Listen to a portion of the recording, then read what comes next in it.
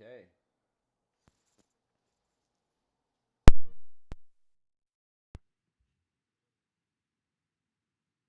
To today's episode.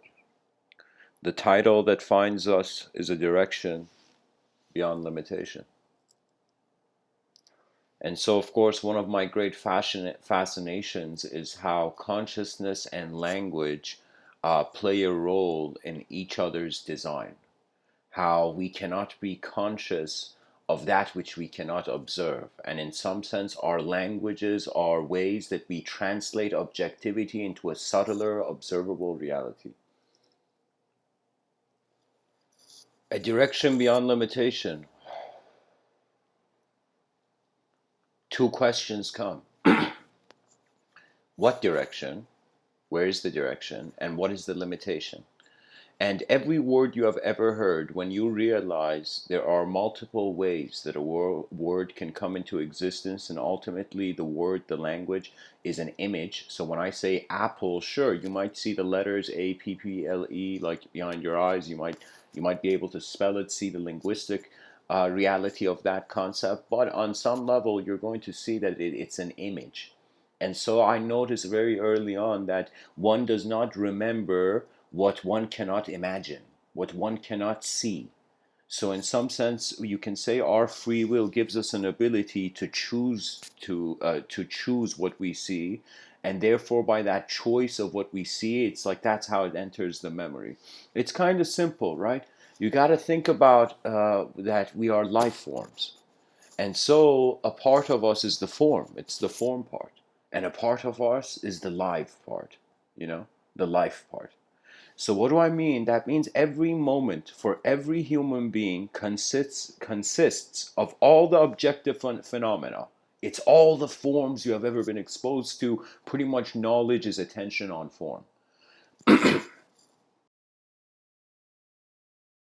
The degrees and how that attention is on the form I consider to be the gradients, the various dense sensitivities of knowledge.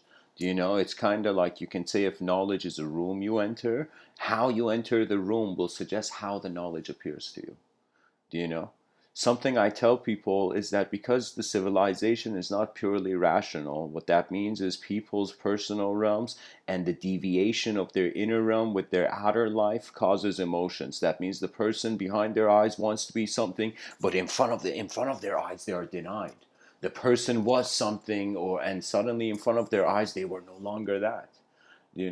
And so this dissonance between what we want the world to be and what the world is really leads to emotions, and in any sort of emotional state. I have, at least through my own eyes, confirmed this for myself, that it's a parallel situation. It's a situation where the sense of self in the moment is recognizing parallel versions of itself. It's as if who you're being now resembles who you were in the past, or certain ways you moved. It's like I can totally see, even when I speak and give these talks, there's certain ways that I say the sentences where it's as if I have had a sort of familiarity with how that word was used or how that word entered my ear. You know.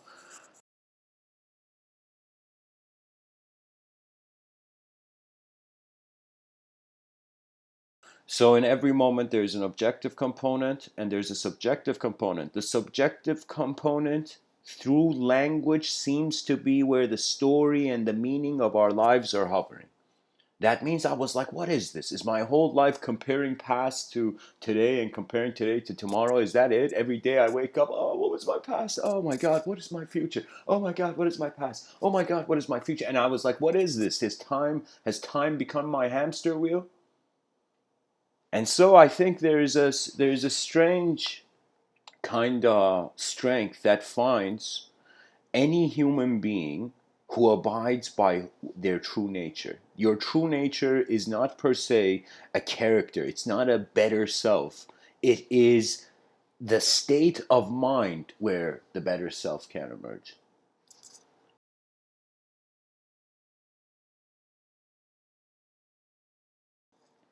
I remember as a kid, my parents would take me and my brother to the cottage in outside of Tehran in Iran. We'd drive 2 hours. We'd go to this beautiful cottage we had in Karaj, and which is a town. And so what happened is, at the end of the day, where there were so many activities, it was a very blessed time, blessed childhood. They, at the end of the night, everybody came tired, kind of sit at home, and we would set up this giant projector, and we would play the Matrix trilogy. We would see the Matrix movies. And so it was a very pleasant moment. But the reason I bring that up is because later on my mind kind of animated the memory, and I wondered, what if that Neo from the Matrix, who was on the wall of my house in the from the projector, suddenly, what if the character in a screen became conscious and was trying to figure out the intelligence beyond the screen? And when I say a direction beyond limitation, that means this is the strange thing about life. Because nobody else has your eyes, nobody really knows your limits. And because you're the only one who has your eyes, guess what? If you stop, that's your limit. If you keep going, that's your limit. That it's like, the greatest limitation is one that is limited.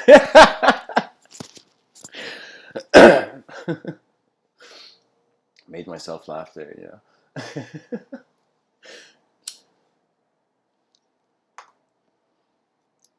It is very obvious that we're not here to be one thing. And so, when the minds of 8 billion creatures are dedicated and constantly being something in a changing world, really the system is not efficient. The system has to do with updates occurring more faster, more quicker than the person defining. So, it's like, imagine people getting new experiences before they can even have solid, kind of blind beliefs. I don't want to say blind, but hollow. Some beliefs are not hollow. Your experiences kind of fulfill them.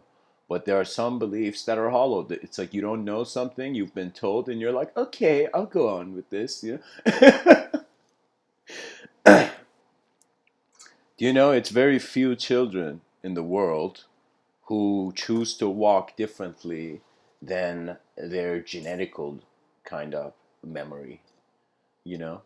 So, what I mean by that is I have experienced certain states of mind that I knew that state of mind was not me. It was as if like it was like a roar of my ancestor from years ago that was echoing now. It's as if the genetics found an environment that was familiar, so it reactivated. You know,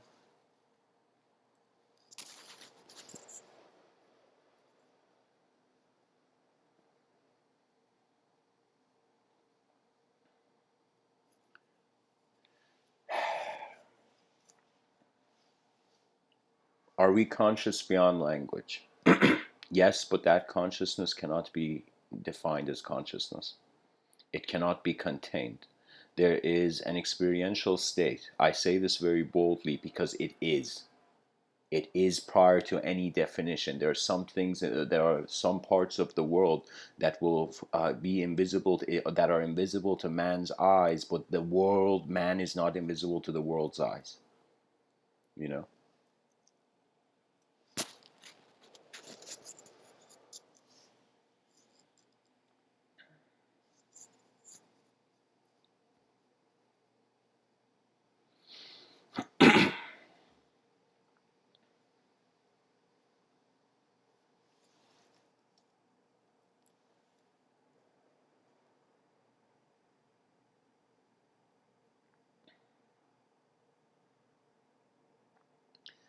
I feel that here's what sets apart human beings.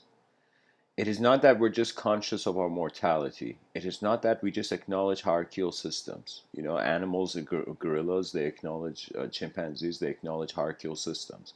They even have, I was very fascinated to know certain groups of chimpanzees, they go scoping out their territory, the edges of their territory, and if there are any other chimpanzees from another tribe or from another association, they kill it.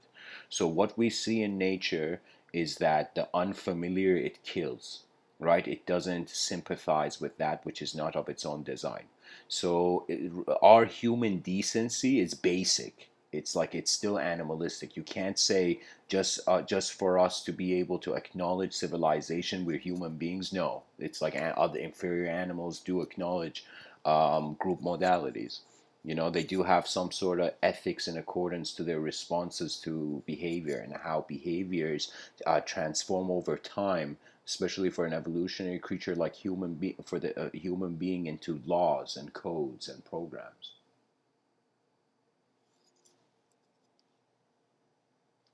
That means on some level there is no,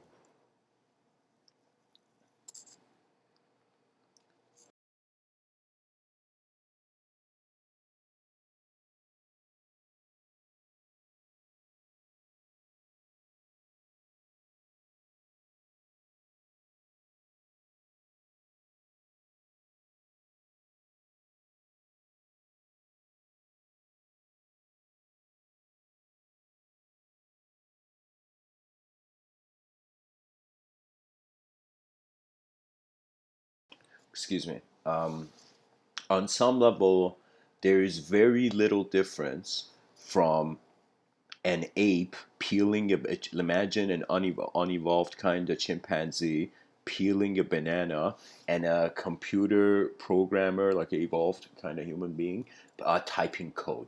Now the action wise, objective wise, it's just exertion of your objective being. So that means animals, when they can move, it's as if we are on the same kind of playing ground as all the other species, in the sense that we are objective movement to some degree. Now, the difference is that the chimpanzee just peels the banana and eats it, but the programmer has the sophistication of inner work, of the inner realms. That means if an alien came, do you think the alien extraterrestrial would go talk to a human being, or would it go talk to a cat? Imagine the first extraterrestrial contact was with a cat, and the cat was like, "Get out of here." Cat scratches extraterrestrials. That's why the invasion occurred. But what I mean is, on an objective realm, you're pretty equal. That means, like, if you take away the pigment, the color pigment, if you take away the design of if you don't have shape as a priority, if you don't have color as a priority, ultimately you are left with people being potential minds.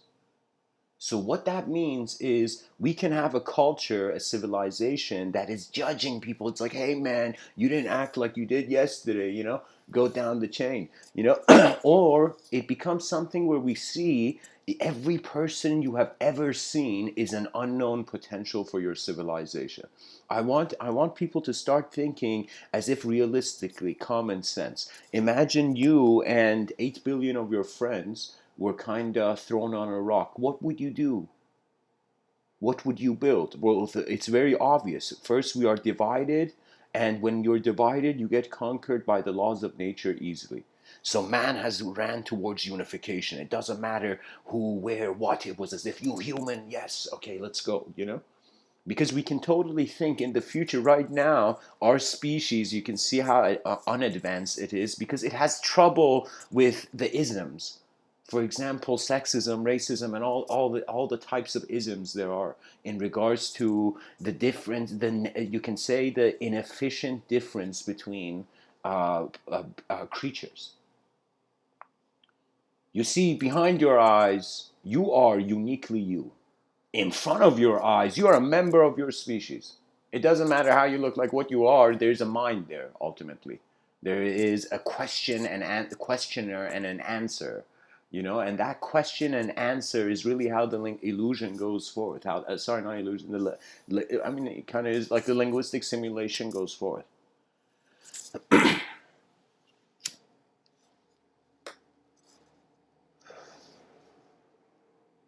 The main difference we find is that human beings, like if there was this professor, I forget his name, he showed a picture of a dog that was wounded.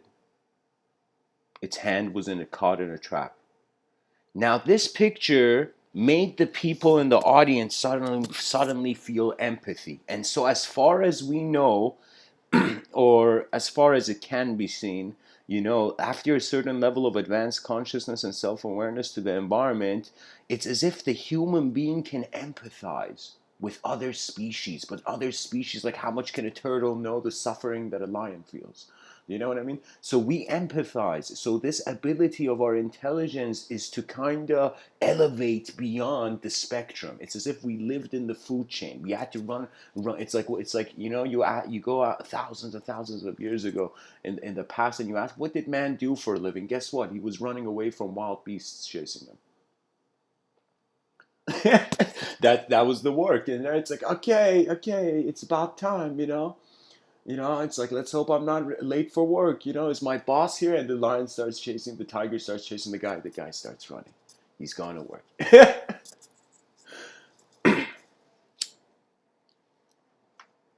So, guys, what I'm trying to say is there is a unique position of an ability for our species to acknowledge itself compared to other species. I have pinpointed this ability into a relationship between an observer with first an object. A lot of evolution was like an objective movement, observance of objective movement, and then there came a moment where the mind stood up. It's like first the objective self formulated, and then we consider the subjective self formulated. Now, I say something personally that the objective self and the subjective self, I kind of I'm more inclined towards Rene Descartes' mind-body dualism. That means the way the body is unknown has a similarity to how the mind is unknown, which may render them of a common unknown source. That means we may be two-dimensional beings, but our souls are three-dimensional, you know? Or our true being is three-dimensional. Call it whatever you want. Our unknown variable of intelligence is, higher dimensional.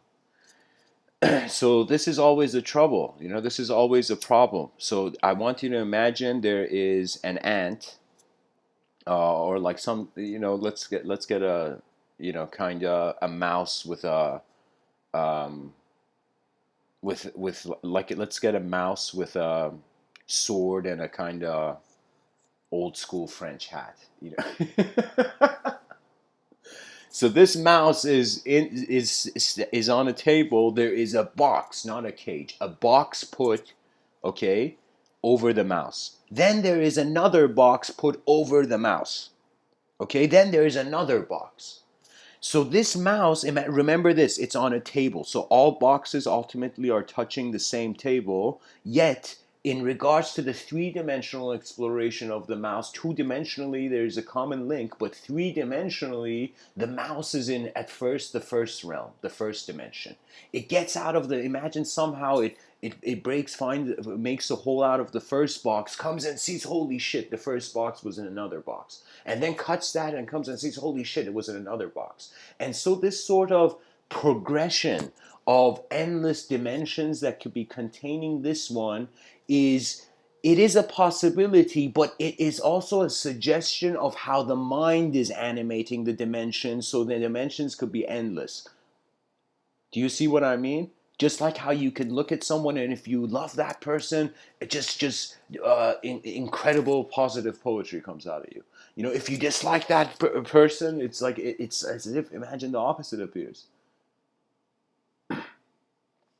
What does that mean? That means the mind has a potential to make anything your enemy. You could look at a bottle of iced tea and be like, "That's my enemy. That's my arch enemy." Like your mind can endlessly add context, layers of context to phenomena. And when you understand this, you calm down. You see, it's not that the strongest warrior is the one who has the sword in his hand and is shouting in the battlefield. The strongest warrior is the one who, after the battle, in some sense, knows when to put down the sword. It's like wisdom is knowing when to pick it up and when to put it down. The intellect just picks it up, doesn't put it down. He's like, why should I put down the power I have? But I am telling you, life can be beyond the storylines we contain it in, beyond the stories, the significances we see. So ultimately, it means 8 billion human beings on this planet, but these 8 billion human beings are not seeing the planet. They are in their own rooms. And to truly see our planet means your inner realm has to be transparent. Means your inner realm, your attention is not fragmented anymore. This concept of a future, past, and a present is a fragmentation of self. The moment you divide the space you're in into dimensions, you have also divided the self that has arose from that space into dimensions. So a direction beyond limitation could suggest we've acknowledged the limitation and there's nowhere else to go, you know? Or it can imply that before the limitation, the limitless was here. Because really, all philosophy, I will tell you guys, this is my personal opinion, all knowledge, anything, any person has ever written is oscillating between the unknown and the known, which means the person who's come to have this dualistic world they're talking about has either chosen the cause of that universe to be known or unknown. I notice it's about ownership. And ownership doesn't mean you truly own something, it means you identify with something. You know, it's like when they say something owns you, it's as if another identity outside of your free will is controlling you.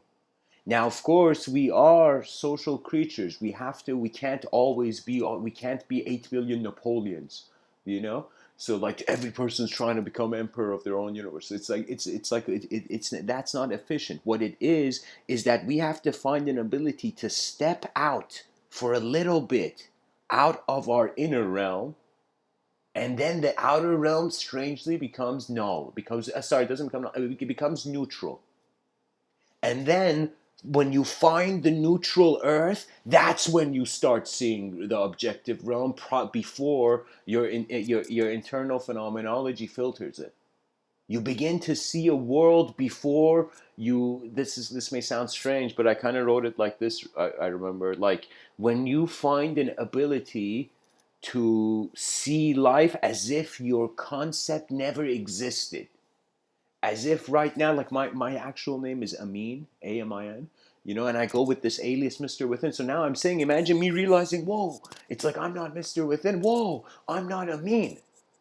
And then I'm like, whoa, and then I see eventually it's a negation of what can be negated. It's like when Rene Descartes had this kind of approach to truth where he's like, all right, I'm gonna doubt everything. I'm gonna doubt everything. His approach was a methodical doubt. He was doubting everything until he found something that he couldn't doubt, and that was the truth for him. And for him, what happened was that he came to the conclusion that it's this. Listen to this wording: isolated thinking subject. The isolated thinking subject, he said it can't be doubted. Why did Rene Descartes say that? Because it was the questioner. It was the one asking the question. It was the one doing the doubting. That means the doubter cannot be doubted. So he reverse engineered to his linguistic capacity into the presence of energy. The presence of energy needs no philosophy. This is why intelligence is not just based on familiarity with symbols. Intelligence is based on living. It's dynamic, it's experiential. The education that our universities give is not dynamic, it's not experiential. It's pretty much like if you can look through the eyes of the past, you get to continue. That's it. There is no innovation. The innovation is being reduced. It's like I got shocked at some point, you know? Imagine there's one professor, okay, and an auditorium of thousands of students. Now, this professor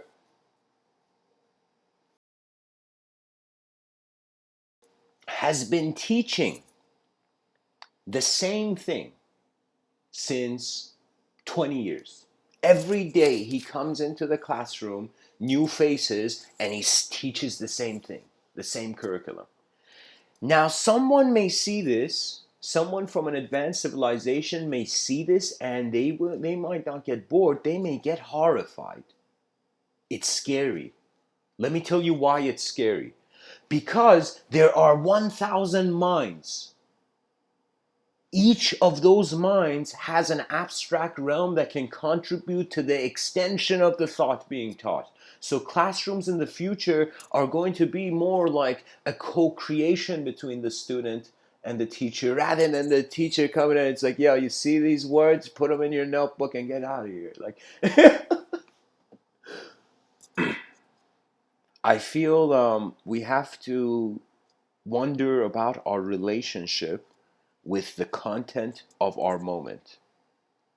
And certain ways the moment moves, it's as if you are observing. It's like you observe how can I tell you, it's like you are the object of observance, and you're simultaneously the observer of the object. Now when I say in regards to language, the language threshold, being conscious of the definitions, which end up being the limits of your vision,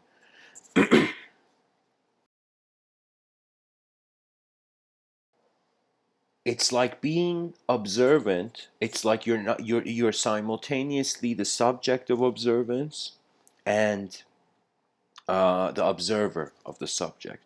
So ultimately, human psychology is never just matter and mind. That model is gone. It's witness, objective, object, observer of the object is one point. Subject of observance is one point. Object of observance is one point, and the observer, which is the same for both realms, is in some sense the fulfillment of this kind of um, geometrical kind of triangle of existence. You see, our psychology is story bound, and that's not good enough. It's not good enough for the human being just to exist in their beliefs like it's a cave. Sometimes I've spoken to certain people. It's as if instead of their mind wondering about what is the where is that idea going, why is the idea there, what is the utility of the idea, the person doesn't want to touch the idea is like an object to them.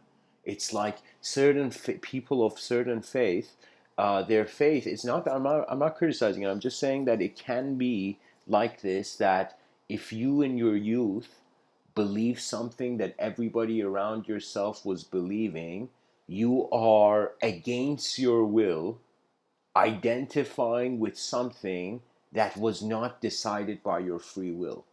So, what I find the transformation of the intellect, especially I think when the person is like life is like you climb a mountain and then you come down this mountain.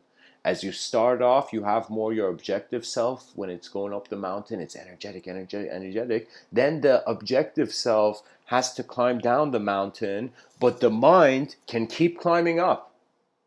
That means I don't like how a lot of, even though I understand it, even though I'm not in any way trying to be disrespectful, but the mind, if there is 0.00 whatever amount of zeros you like, 1% chance that is in a different dimension and has nothing to do with objectivity, the sharpness of your attention and your vision as a being has nothing to do with your biological condition on some subtle level as the observer. So pretty much just like man has two eyes that see the same, we have a subjective and an objective self that are present as the same moment. So either we divide the world into these dimensions or we see them as an unspeakable unity.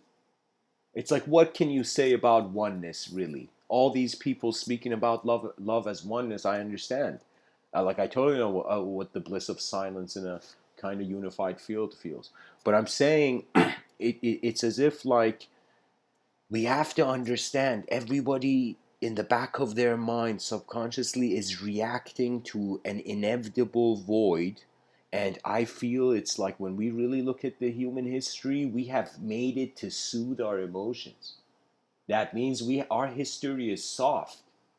History is as if it's like really life. The reason there are many archetypes is because there's many ways there is permission for movement. A person can externally be in the freest country, but behind their eyes not have the psychology of a person in a free country.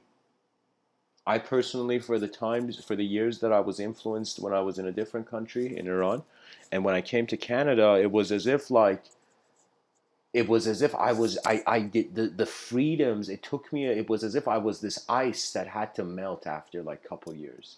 It melted to a comfort of a new archetypal position. And it honestly has to do with how much you're startled as a child. I'll tell you. The whole thing about introvert, extrovert, the introvert was startled as a child. The extrovert wasn't. You know? There's certain, I mean, life is fascinating. It sometimes opens certain doors and sometimes it closes them. The Sufi dervishes have a very incredible saying. They say, whatever happens, be grateful for it. Do you know what that means? That means unconditional attitude to an endlessly changing condition. This is mindfulness, by the way. This is the whole thing that people in Zen are trying to attain. An ability to be present unconditionally to all the conditions of their manifestation.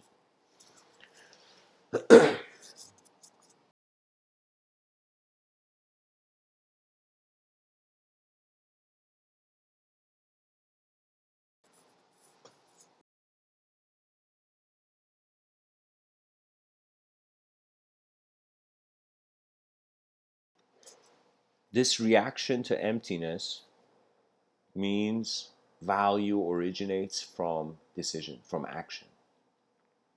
So if you feel, most people, I feel it's strange. I don't know why. I think because we're creatures of survival and need resources, we will always be kind of drawn to the reward system. But really, it's about how much you are comfortable letting the unknown be the unknown, or if the end reaction to the emptiness is too severe, too intense, you will try to hold the world. It's like, it's the ostrich method.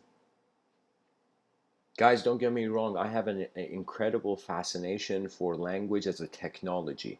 But when people become language, that's scary.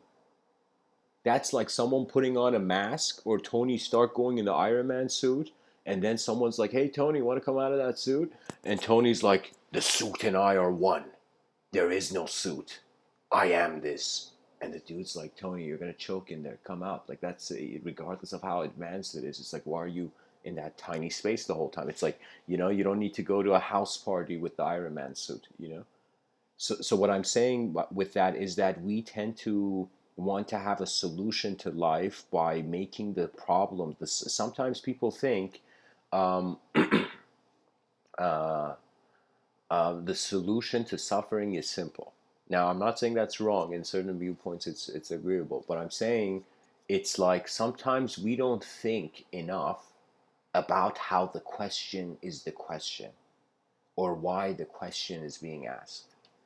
This is why René Descartes, after claiming the isolated thinking subject cannot be doubted, Hegel, years later, this German philosopher, was like, yo, Descartes, you got it wrong, man. Your sense of an isolated thinking subject is codependent with the concept of the collective.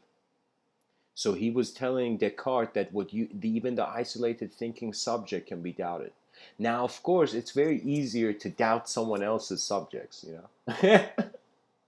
But it's harder to doubt the subjects that you are being in the moment. My aim is to kind of have a certain momentum of the species in being able to acknowledge language and the use of subjectivity and its utility in more observable ways. It's like people are in these language spheres. When they come out of the language sphere, their experience doesn't get defined by their past, so they experience a strange bliss. Anytime you step out of the language sphere, you in some sense, when I say step out, doesn't I don't mean running away. You can't really run away because it's like things are made. um, Let me say it like Tony Stark's Iron Man suit. There was an intention to its use, but maybe there was an intention to its continuity. That means as if God only cares about how things are started, but not how they end.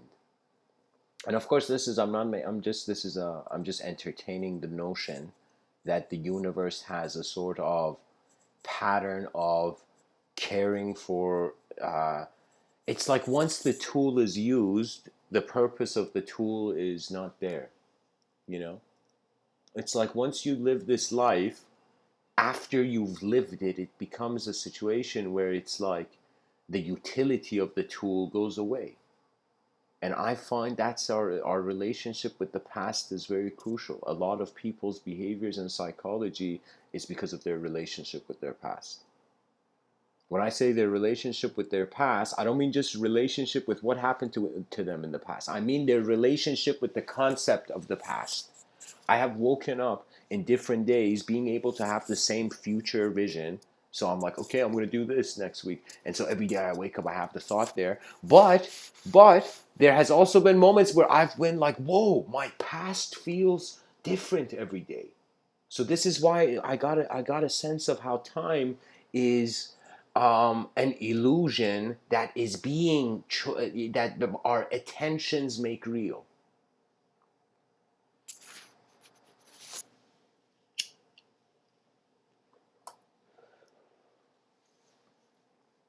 I have, of course, a very kind of strange thesis, hypothesis, that I feel it's the sun. In the sun's light beams, like imagine a Type 3 civilization that can not just harness the power of the sun, but has understood the sun is the greatest dissemination tool, the greatest tool for sending things all over the universe. So if you can plant a sort of genetical imprint in the sun's light beams, and the sun's light beams are endlessly hitting the surface of the earth in an on-off way, it could be. I'm just saying, like, our minds are solar powered, are they not? Do we not rely on visual sensory perception? And visual sensory perception is all about light in your eyes. It's all about lighting. Light is one of the most important things. It's like strangely,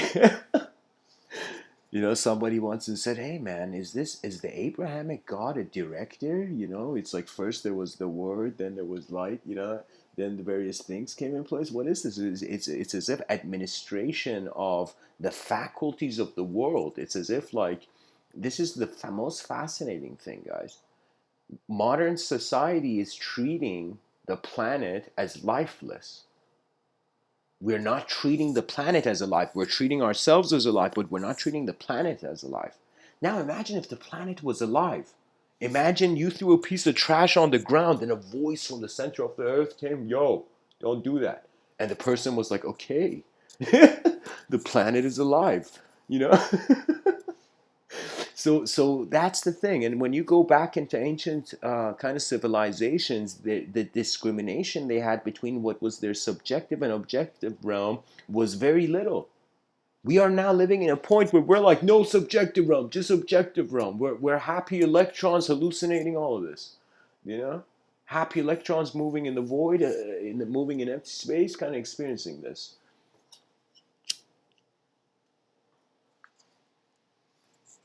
I have realized something, and I think this will hold true as a principle endlessly in history. I am going to make this bold statement. The more objective oriented the civilization, let me say it like this, the more objective oriented a civilization becomes, the more it's important for questions to enter the veins of the minds of civilization. Okay?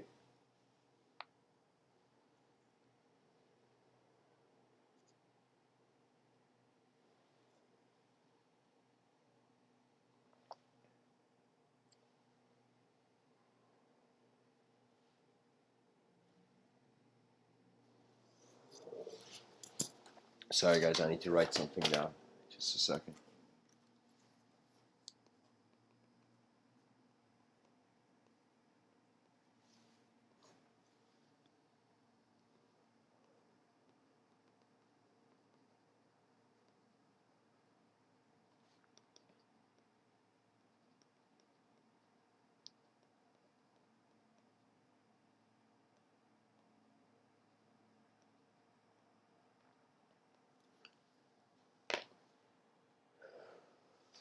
If our educational system keeps up,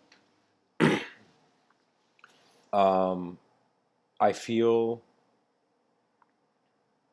children will not feel educated in the future if their head is not plugged into the internet. This is why, in certain dimensions of civilization's advancement, we have to press the brakes. In certain dimensions, we have to accelerate.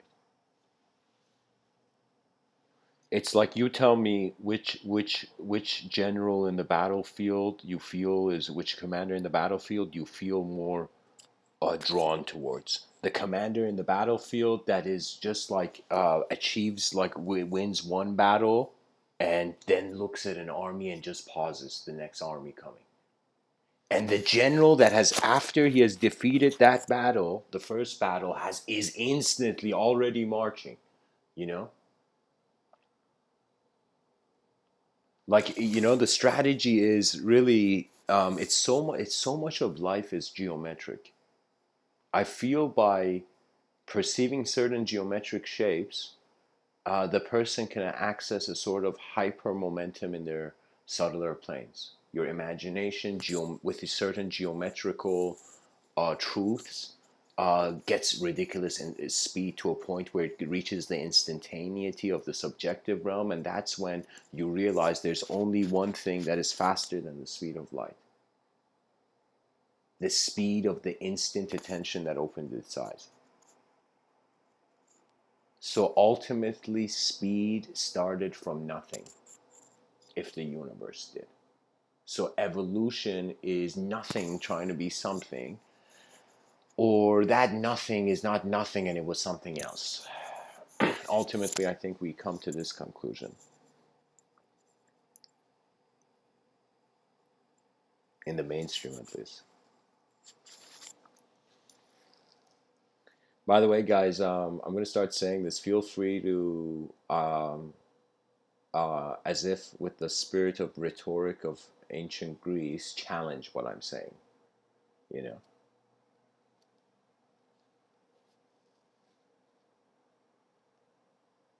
Because the school of Athens was like the first attempt at virtual reality.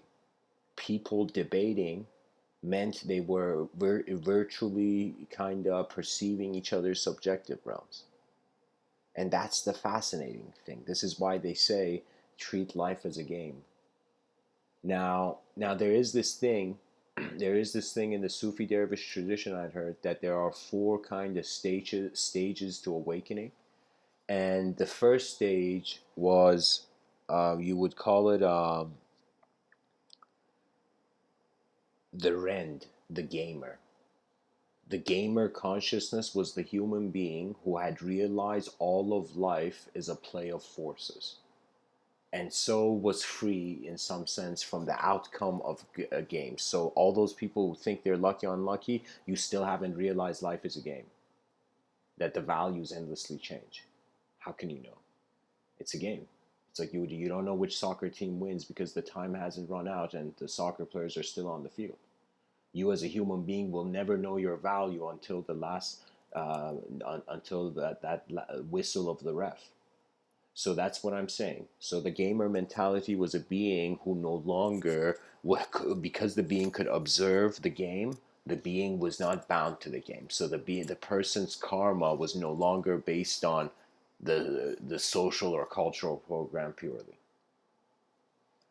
Now, beyond the gamer, the one who was aware that life is a game, there was one where I may be getting the name wrong. I think Bakhtiari. There was a sort of, they called it the ego breaker.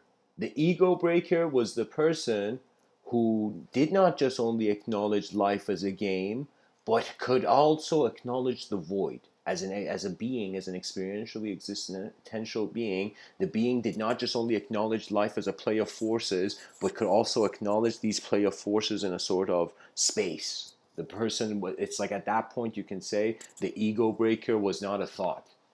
It was a being who, per se, you can't, like, was on the edge of the language threshold, as I would say. So, beyond that was the crazies. So, in the Sufi dervish tradition, imagine 1,000 years ago in a village or something, these kind of spiritual kind of travelers, pilgrims, you know, there was a sort of state where they would kind of stop. So imagine the person has seen that the world is a game. The person has seen that the world is void. Now they have reached the edge of their normality. They have reached the edge of the conscious world, the conscious way they acknowledge their world. Then what appears, what's beyond this, is in some sense you kind of go from one architecture of universal design into reverse engineering into its source, which was void, and then from the void, the subjective realm, it's like you see the other side of the coin. Like right now, if your beliefs were one side of the coin, there's another side of the coin. Imagine you suddenly see that. So what would it mean? What it meant is that the person did not no longer have access to the objective realm, and it's like this. It's subjective game, but the person was also aware there is more. There is more than the game and the void. Okay, and so they would perceive things from, you can say, what to them appeared as other worlds, and they would go tell people, and people are going to be bored like, yo man, you're crazy. And that's why they were known as the crazies, because they were sharing content from realities that did not per se follow the rules of this dimension, this plane of existence. So they were speaking about something beyond the scope of normality, beyond the scope of something that could be acknowledged in a dualistic frame. So now the fourth stage of this awakening, strangely, was called. I mean, people have to realize, in Eastern kind of Sufi dervish culture, they use the term getting drunk, but it wasn't on alcohol. It was getting drunk with a sort of realizing, attaining the pearl, the truth of the moment. Getting drunk on your true nature, strangely, so that means it's not an action, it's an inner bliss, you can say. And not even an inner bliss, it's just a momentary bliss. So what happens is, these people literally, you see all those whirling dervishes. Those whirling dervishes, like, if you guys, I'll put a video. Let me see. I'll make the point, then I'll put the picture to kind of make it more clear. But there are these people who whirl around themselves for hours, and people wonder how they're doing it. And when you ask them, they're just people who are in love with, like, the divine, But what is occurring is that their attention in the moment is actually becoming their field of intelligence. All human beings have an ability to exist as an individual conscious being, or to exist as a collective unconscious presence, not even a form.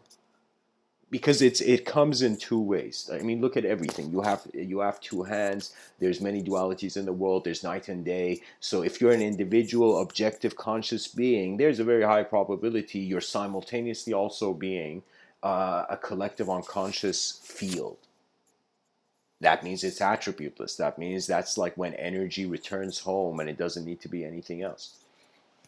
So in this state, the attention would literally move experientially outside. So it was like the person's consciousness was not just animating the moment's value through the objective body, was animating it through actually a sort of as the space. So right now you may think all those traditional spiritualists, they think there's a soul in a body. It's not just let's say, if we were to entertain the idea of soul, it's a soul in body and also in space. That means the ancients acknowledged space as ether and as the fifth element. So space in the ancient periodic table was an element, but in modern times it is kind of like the blank page that holds all the elements. You see? So in some sense, it's kind of saying you are existing not just in this space, what's in this space, but as this space, as the whole space. Your mind is being your whole moment right now, and you have always known this, probably.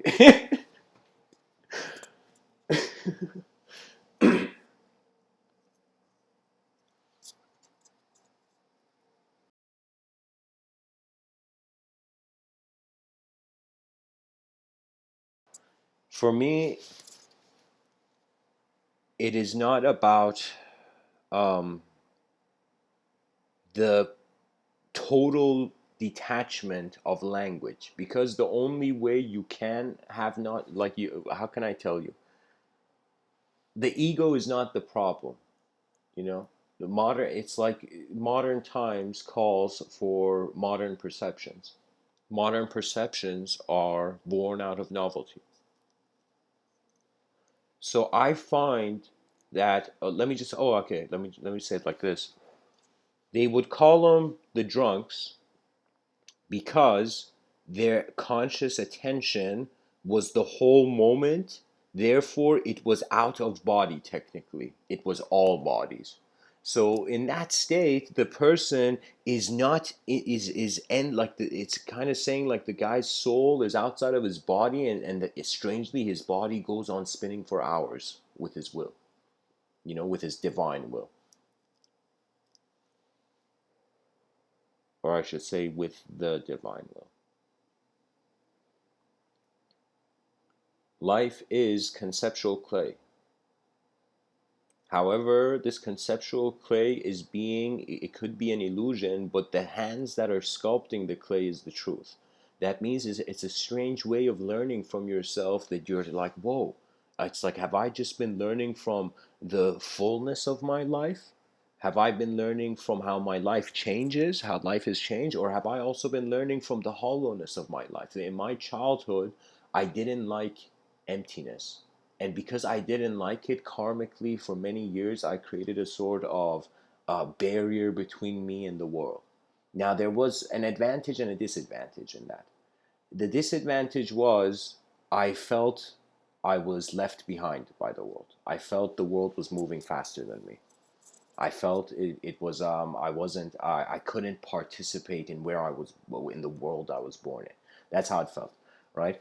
And but it changed. That whole thing changed. That means the cool thing about life is, who is listening to me right now, if you were to listen in like a couple years later, you would be a totally different person, and I would be a totally different person. Do you know how many times I've listened to my own talks and I'm like, who is this guy?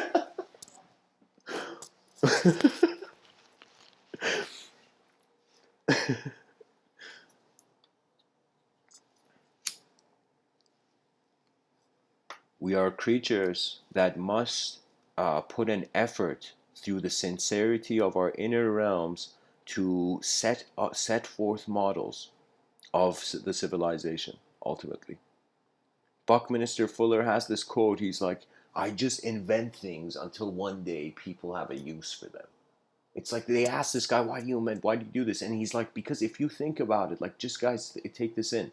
You are temporarily here. So as a human being, let's say 100 years. Let's say, okay, 100 years you're going to be on this earth. Now, every day of your life is like, this 100 years is the wax of a candle. Your waking conscious state is the light of the candle. And usually what light does is it casts a shadow, and the shadow of the mind is the linguistic simulation. Or the mind is the shadow of the soul. You can kind of think of it this way. It's the dualism of the singular and of the void. So just like those Sufis who were kind of out of body and they couldn't move properly in their biological bodies, people thought they were also drunk, you know? But what I mean by that is, like, there was a relationship with life, with a sophistication that could trust its subjective realms. Do you know? It's kind of a strange thing, but there are moments when you become very sensitive to language, you may wonder if you should trust it or not. I had something kind of, I felt it was strange at first, but I think I was kind of preferenceless to spirituality, and that preferenceless to all ideas. Like, there came a moment in my life where I realized it's all just here, and that's it. And so I became incredibly preferenceless. It's as if it's like the wind moved and I moved with it. A lot of like, there was of 2000, from 2011 to 2000, I can say 13. It was a very unique stage of my life. It was as if, I think I felt it, even I felt like I would walk in rooms, and I was the man without a character behind his eyes. It was strange. But the cool thing is that we have access. The cause is being the effect simultaneously. That's what I'm saying. So, guys, I need a quick intermission. I'll be back in, I think, 2 minutes.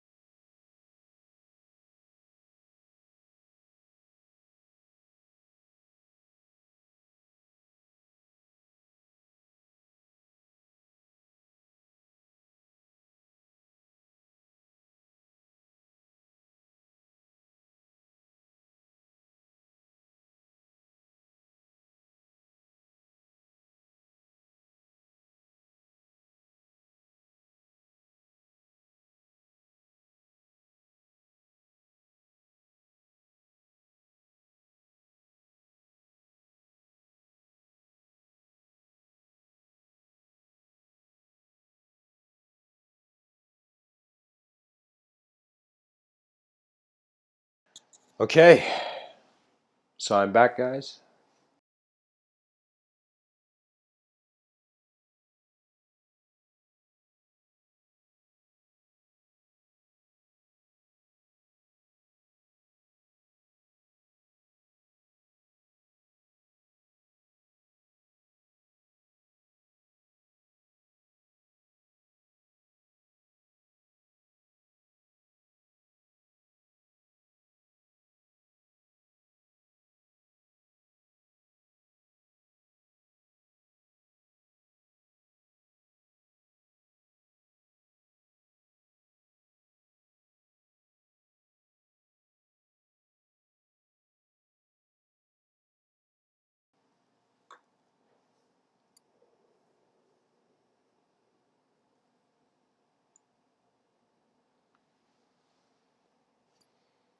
Okay.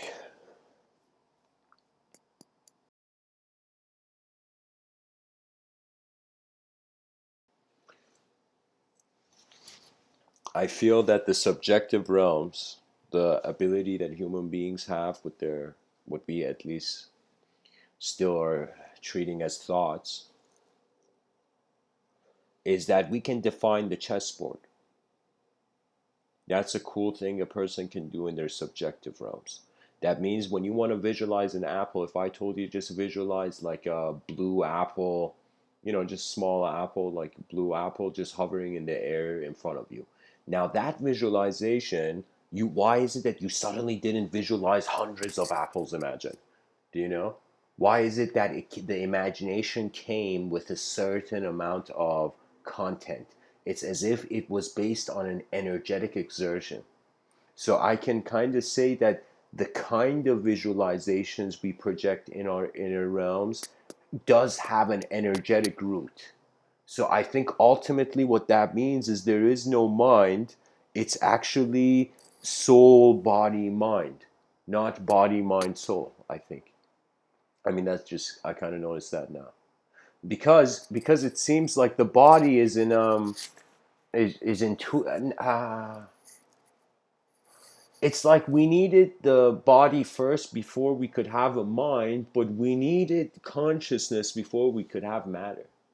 We needed something before the matter for there to be matter.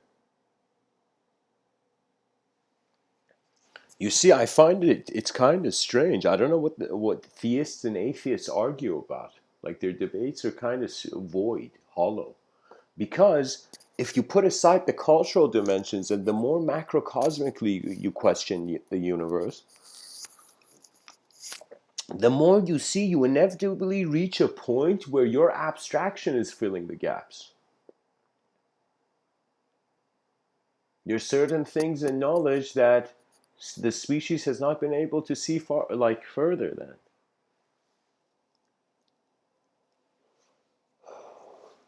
So, guys, I had this thought of sharing some of my writings. Um, this is a quote that I wrote. I said, everything that exists seems to be a separate particle. The true self is the only thing that exists, but is not a particle, or it could be a conscious particle. So that's just the quote I wanted to share.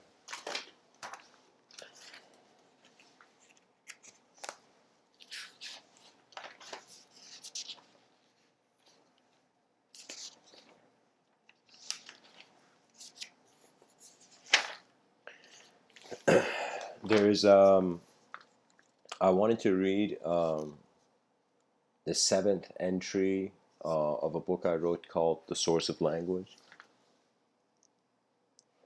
And its title is Human Consciousness is the Lower Bunker.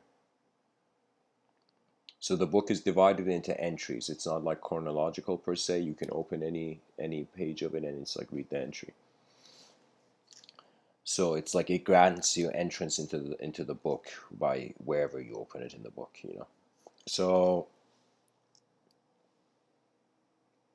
the title is Human Consciousness is the Lower Bunker. Human consciousness is the lower bunker. Self-realization has always happened now. Self-realize yet? The source of language is such a direct experiential, in quotations, indirect experience that it's as if taking off a mask of time that is stuck in a certain space and to look in the mirror and see God's faceless face in the reflection that is void in the eternity of your moment. Sincerely and efficiently and wisely know what ideas to detach for your moment. Bad karmic weather does not exist for a moment beyond what it is. Many universal presences are guiding this sector by reminding it who it's with. The divine is not an idea, and you're not Alice in Wonderland. Find your divine blessing as it found you. Trust the moment beyond the ignorance of jealous eyes. Nature does not need to fight itself. You are the cosmos in awakening. You are the cosmos in awakening. Beyond the seer of ideology and past the mountain of language, a free nature has always found itself. You are here and now. The fear is lost in the future or the past. You are not your shadow. Turn your head around. Ramana Maharishi is a very pure memory of the cosmos, but the mind of thought is still playing language games. Science is not wisdom. The Buddha sat by a tree. What else is there? God is only the true seeker. Are the rebels of the future going to shout, all computers can be shut down, in quotation? The world must remember itself as it is. Nature's voice must not be hidden and can never be hidden by logic or its lack. Terence McKenna might order mushrooms on his pizza, but the sadhu was too much of a divine universe to doubt the faith of truth. Has divine movement made your eyes still? A writer writes until there is no ink left. How sincere are you beyond reactive animal reflexes?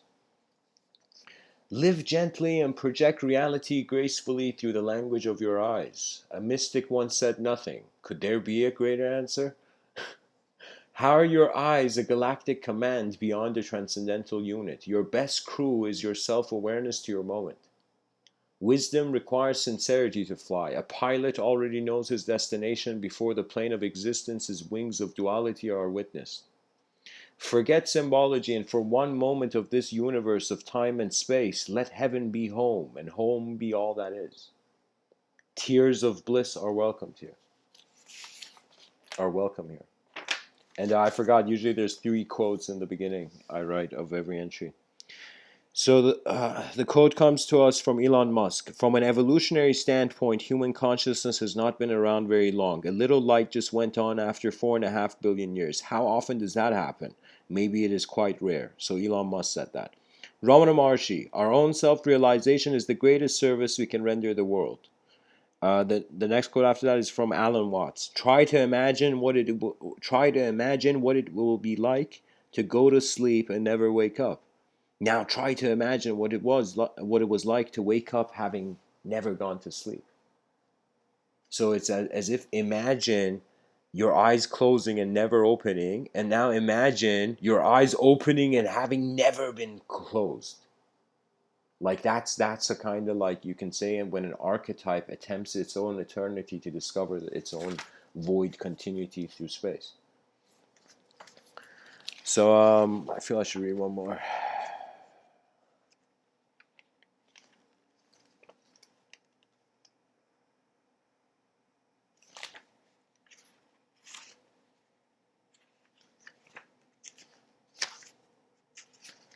Okay. It's this entry is the 19th entry of the book, The Source of Language. I'm just saying it officially for myself too. So the entry is called We Are Living Light. That's the entry title.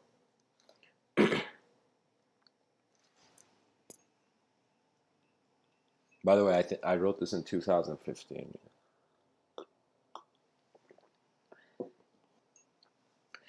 We are living light. In our present awareness, we are our origin. This world is not just about numb celebrations of money games. It is about the self-realization that could never take place in a place. Beyond the boundaries of ideology and linguistic architecture, direct experience is beyond any spoken intensity. Silence is God when language is used to define a separate individual. It is the same for stillness, as the entity that moves suddenly realizes that the experience of here could have never moved. That means how in every moment of your life you have a sense like, okay, it's still here. You know?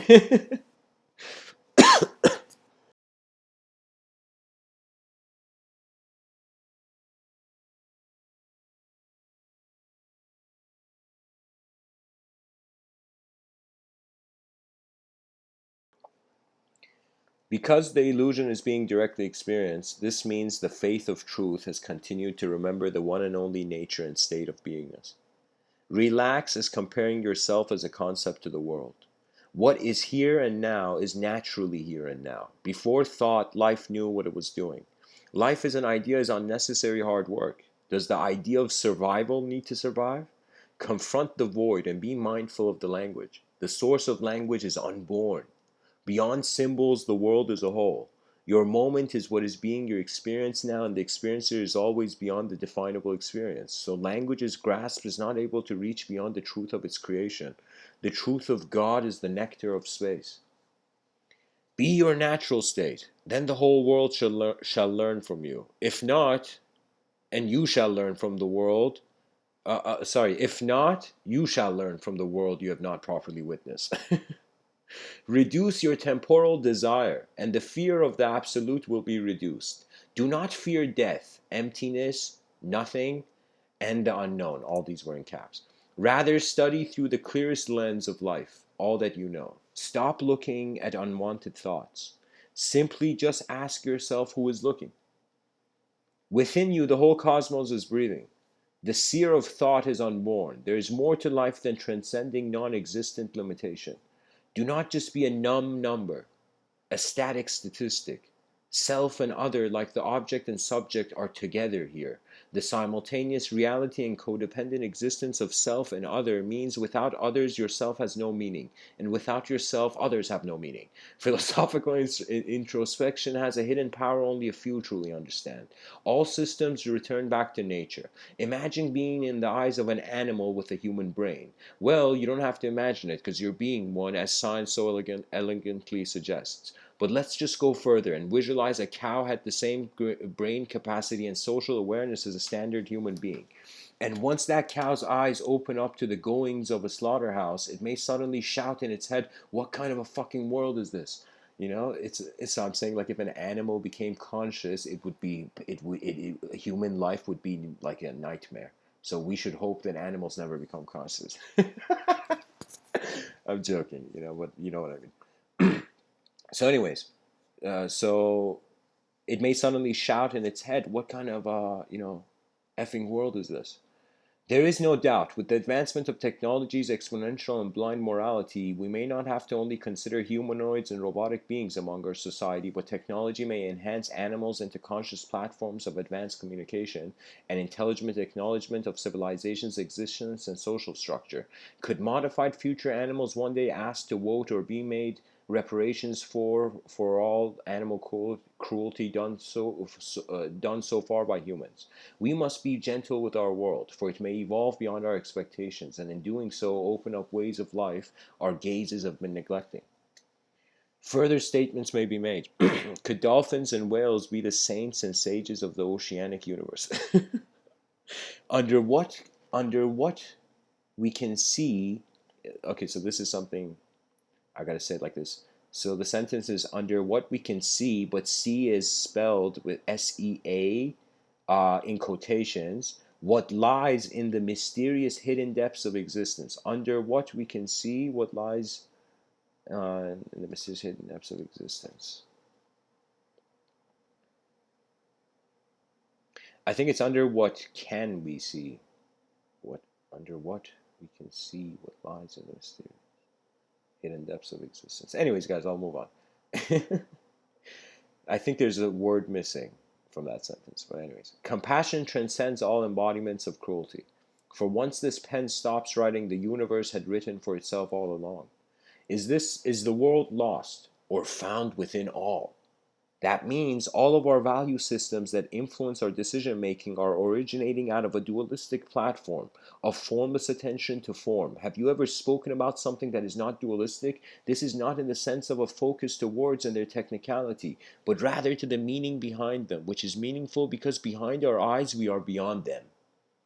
As externality follows the natural administration of deep self contemplation, there is no fame greater than a changing universe.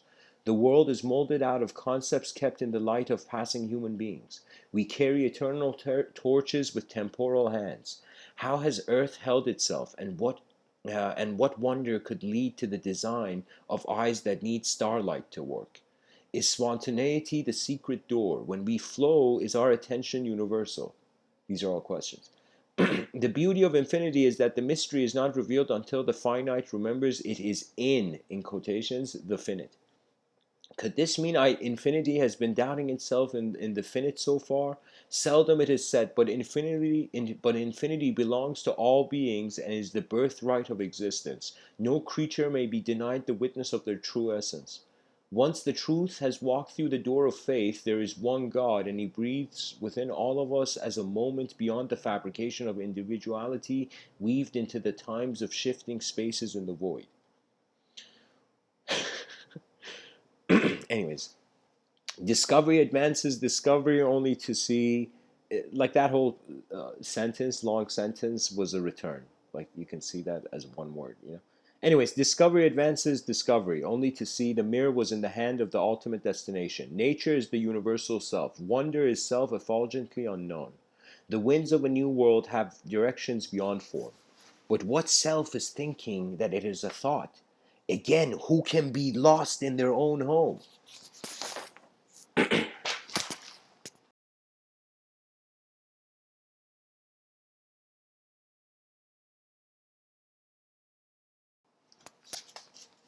Of course, this self I'm speaking about in the previous sentence before this one is the ego self, or is in other words how you think you're an idea, but the thinker never could be an idea. It flows harmoniously. To note that before there is an awareness, anything such as an idea, there must be present prior an awareness to the idea. So when the idea is in the awareness, it cannot be the awareness. This unspeakable self-realization through the emptiness that is keeping everything full can be said to be the remembrance of the enlightened of the eye of now. The vision of intelligence is omnipresent. In other words, every separate intelligence is all at once being intelligent.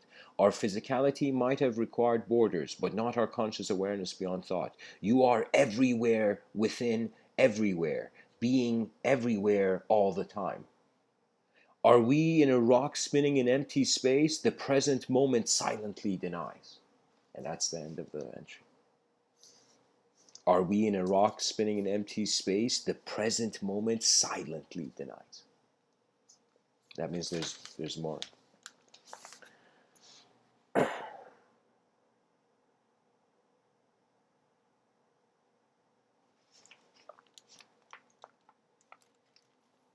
Um, in relation to what, Dominic, in the chat section? What I'm sharing with you is my inner realms in 2015. My how the world was open in my eyes in 2015. I'm reading something off that. But I think the concept of an awakener is really based on where you put the will. You can say it's hilarious, but there's no such thing as a dominant personality or a submissive personality. They're just human beings who one human being has his attention on himself, the other has his attention on the other human being. Do you see what I mean? So anytime your attention is, you don't realize the freedom of the presence of your own attention, you are being submissive to a program of nature. Now, a program of nature could be a messed up society, could be a messed up ideological environment, could be anything. Do you know that's like I am telling you, mysticism is not for the faint of heart because it is in some sense opening your eyes in the battlefield of the language wars. The language wars is a suggestion that every war that has ever happened in history happened behind people's eyes. There was a disagreement. It was like two human beings who couldn't care for the same thing, so there was incredible disagreement, you know? Do you know how much of our civilization has made strides to go forward, and because of war, all of it has been destroyed? Do you know that World War One and World War Two, the death count was, I don't want to get it wrong. I think it was like 15 million or 13 million World War One, then 50 million World War Two. And I want you to imagine 50 million human minds that could have potentially advanced the civilization. Like, how many of those people were artists? How many of those people were scientists? How many of those people were philosophers, you know? How many of those people were people who, if they were given a chance to be present in a society, in an efficient civilization that was resourceful, could make things incredible? I feel everybody is a genius, but it's you only have to, when the right resources are there. So what that means is really it's about realizing the power, not power, but the immensity of your will. You are in attention right now. We're just all here right now.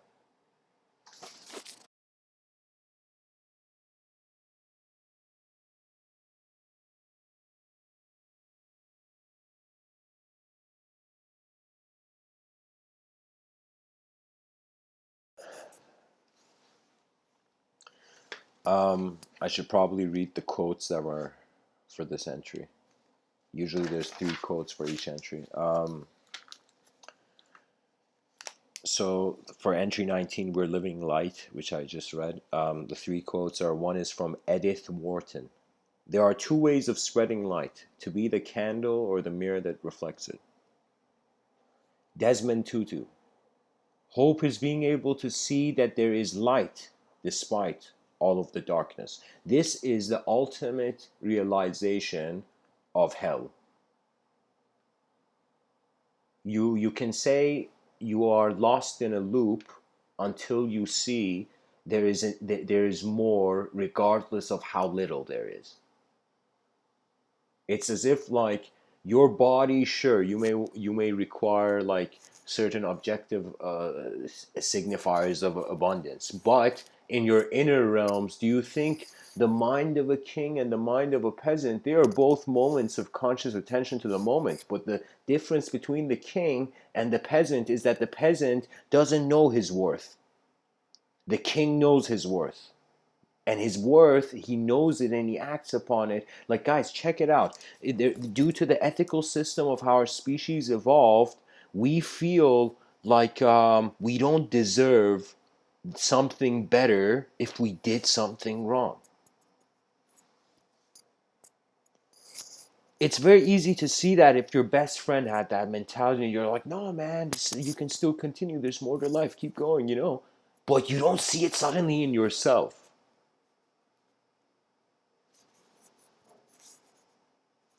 Those who can confront the chaos like the order and confront the order like the chaos, I feel those get to see the most out of their life. The last quote is from Anne Bronte. A light wind swept over the corn, and all nature laughed in the sunshine. Light is life, strangely. That's why I identify with more light as my body than, I guess, my body is my body.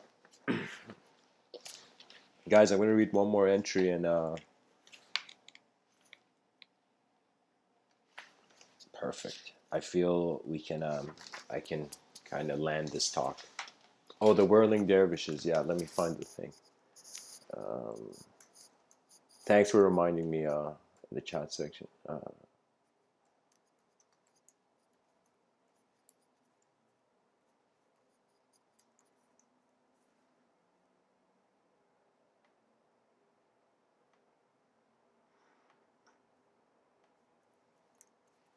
By the way, dervish music is so next level. Just anybody who's I'll see if I can post something here.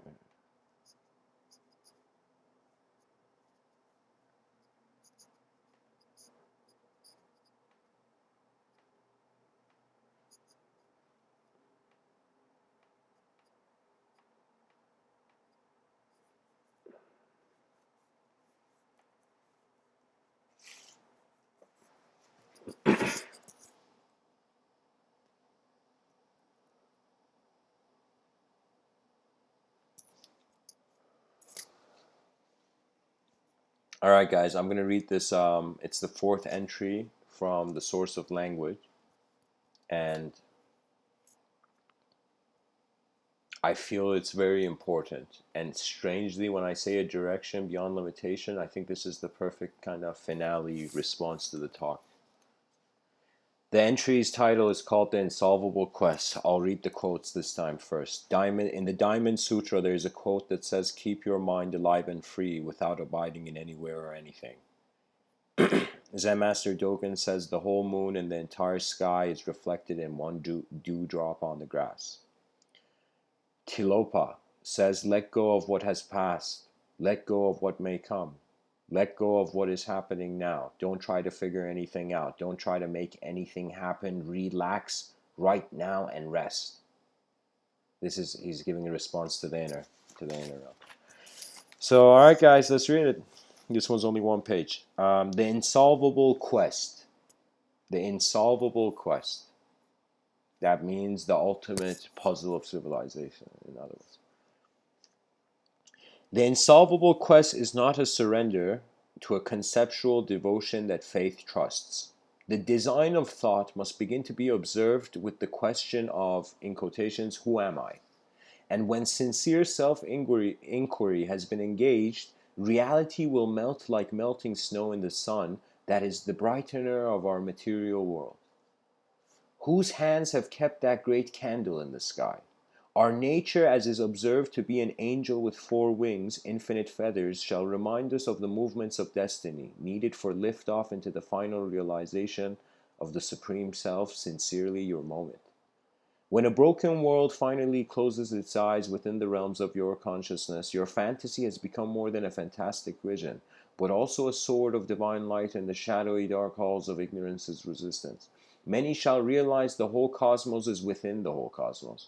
In the personality, there are many foundations for rules. In the awareness of an omnipresent and omniscient self, there is no other truth. Do not chase the butterfly of mysticism, but let the divine find you. Beyond our forehead, existence has always been in one place. Beyond your forehead, existence has always been in one place.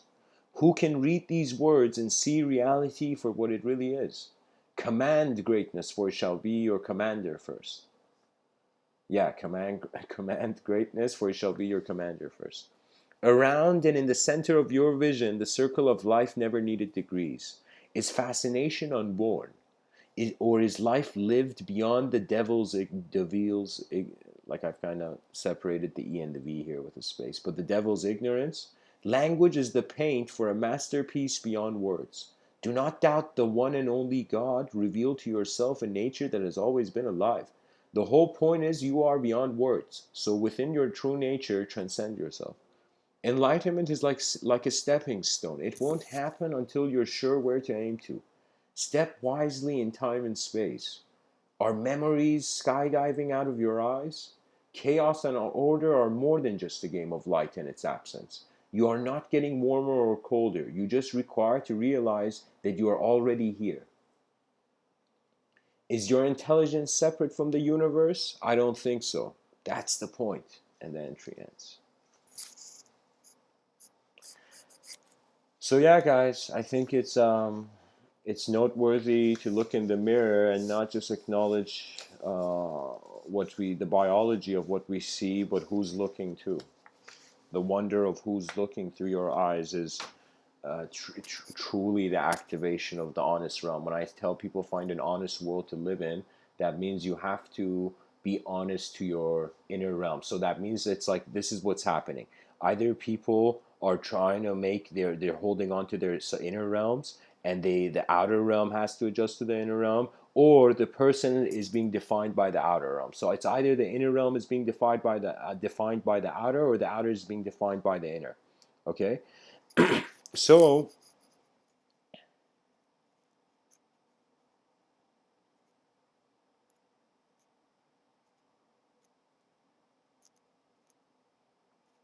I don't know how to say it, but like it's when your inner realms you don't touch it, and your outer realms you can. I mean, of course, maintain your survival. But I'm saying like you don't get too. Your attention doesn't is not just on that branch, and so your attention kind of like how do I say?